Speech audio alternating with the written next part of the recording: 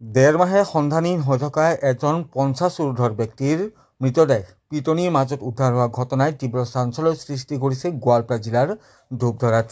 তো এই বিশেষ খবৰটি লৈ মই সাংবাদিক পংকজে আপোনাক সকলোকে পুনৰবাৰ মোৰ ইউটিউব চেনেল তথা ফেচবুক পেজ পংকজ লিমকালৈ আন্তৰিকতাৰে স্বাগতম জনাইছোঁ আৰু লৈ আনিছোঁ আপোনালোকৰ বাবে এই বিশেষ চাঞ্চল্যকৰ খবৰটি। স্ক্ৰীনত আপোনালোকে দেখি আছে সেয়া পিটনি 3জন ব্যক্তি আৰু সেই পিটনিৰ মাজতে উদ্ধাৰ হৈছে এটা মৃতদেহ।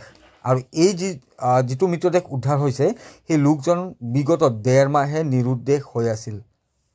আৰু এই যি ঘটনা এয়া সংঘটিত হৈছে গোৱালপাৰা জিলাৰ ধূপধৰা আৰক্ষী থানাৰ অন্তৰ্গত বিল্লালপাৰাত। লোকজন কচুবাৰীৰ এইজন লোক আপোনালোকে দেখি আছে স্ক্ৰীনত ফটো, স্থিৰ ফটো।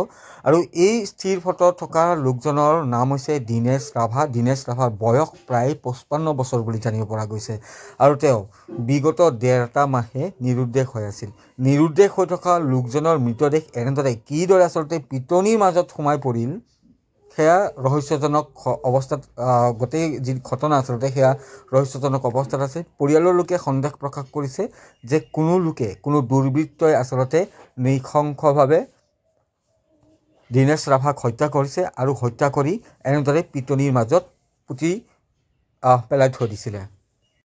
আৰু যোৱাকালি এই ঘটনা পোহৰলৈ আহে। পিটনিৰ মাজৰ পৰা এনেদৰে যি পিটনি কাটি এনেদৰে লোকজনৰ যি মৃতদেহ সেই মৃতদেহ ওলাই আনি থকা হৈছে। সেই দৃশ্যাংশ আপোনালোকক দেখুৱাব নোৱাৰোঁ, যিহেতু কিছু গাইডলাইন আছে। সেই গাইডলাইন অনুসৰি এনেধৰণৰ দৃশ্যাংশসমূহ দেখুৱাব নোৱাৰি ফেচবুক বা ইউটিউবৰ জৰিয়তে। সেয়ে আপোনালোকক এই দৃশ্যাংশটো দেখুৱাব পৰা নাযাব। তো সেইকাৰণে আপোনালোকে বেয়া নাপাব। এনেদৰে লোকজনৰ যি মৃতদেহ সেয়া পিটনিৰ মাজৰ পৰা যিসমূহ জংঘল আছে আচলতে ওপৰত ঘাঁহনি আছে, সেই ঘাঁহনিসমূহ কাটি এনেদৰে লোকজনৰ যি মৃতদেহ সেই মৃতদেহটো উদ্ধাৰ কৰি লৈ অনা হৈছে।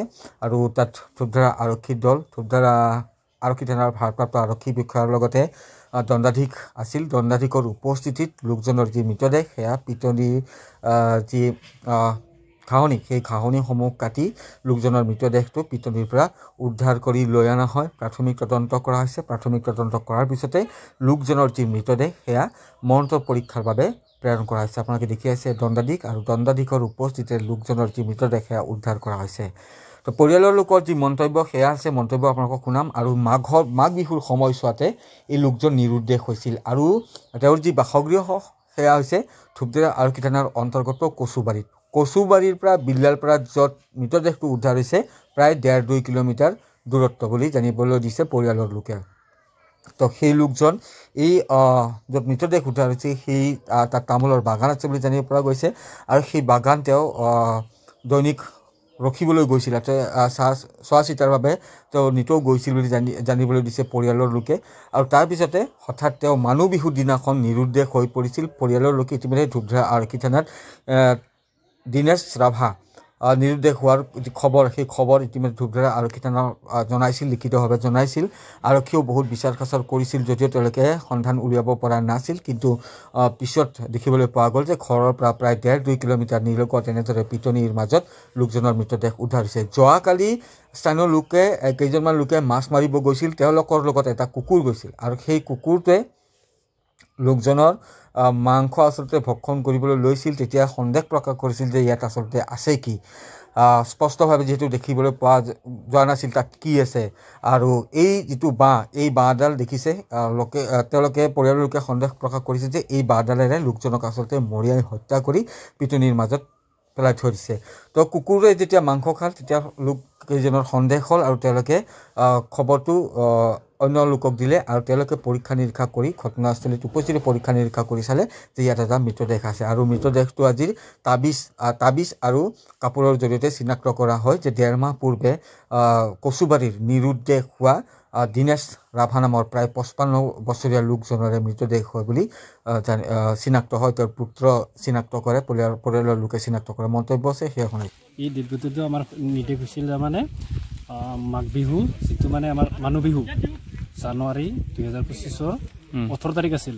তাৰমানে ৰাতি 11টামান বজাত তামোল বাগান এখনত তামোল ৰখি পাইছিল। প্ৰত্যেক বছৰে তেনেকৈ ৰখি থাকে তামোল। সেই ৰাতি মানে ৰখিব অহাৰ পৰা নিৰ্দেশ হৈ আছে মানুহজন। যেতিয়া আমি ৰিচাৰ্চ কৰিলোঁ বহুত, আজি প্ৰায় 1.5 মাহ হ'ল। যোৱাকালি আমি ইয়াতে এই জেগাখিনিত পিটনি বাৰীত মাছমৰীয়াই আমাক খবৰ দিলে যে তাতে কিবা এটা পুৰি আছে।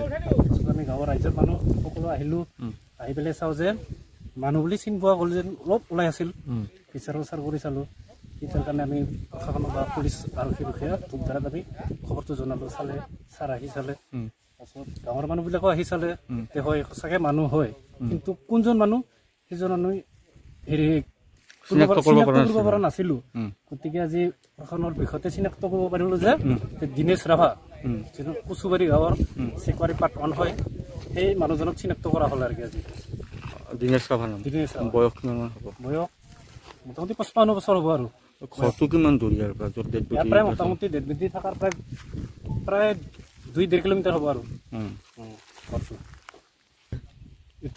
এইটোতো মোৰ সন্দেহ যেনিবা কোনোবাই দুষ্ট চক্ৰান্তই যেন ৰাতিৰ ভিতৰতে উঠাই আনি হয় পাছত আৰু কোনোবাই মাৰি ধৰি এই জেগাখিনিত তাৰমানে গুপ্তভাৱে সোমাই থৈ গৈছে আৰু বা লুকাই থৈ গৈছে বিচাৰি পোৱা নাছিলোঁ আমি যোৱাকালি আমি গম পোৱা হ'ল আৰু আজি দেখা মতে বস্তুটো নিজে আহি ইয়াত পৰি থকা নাই বা মৃত্যু হোৱা নাই যিকোনো ব্যক্তি বা দুষ্ট চক্ৰান্তই আহি পেলাই ইয়াতে সোমাই থৈ গৈছে মানে পিটনিৰ মাজত মানে পিটনিৰ ভিতৰত আছিল কিন্তু মানে এতিয়া পানীবিলাক অলপ কম হৈ আহিল না সেইটোৰ কাৰণে বস্তুটো অলপ উফুঙি অহা নিচিনা হ'ল অলপ ওলাই আছিল আৰু বেছি নহয় অলপ সেইটোৰ কাৰণে আমি চালি চোৱাৰ কাৰণে আমি গম পালোঁ যে মানুহজন হয় আজি আৰু উদ্ধাৰ কৰা হ'ল আৰক্ষী বিষয়া আহিছে ধূপধাৰা থানাৰ পৰাই সঁচাকৈ দীনেশ ৰাভাৰ মৃতদেহটো পোৱা গ'ল আৰু চিনাক্ত হ'ল আৰু দীনেশ ৰাভা বুলি প্ৰমাণিত হ'ল এইখিনিয়ে আছিল আৰু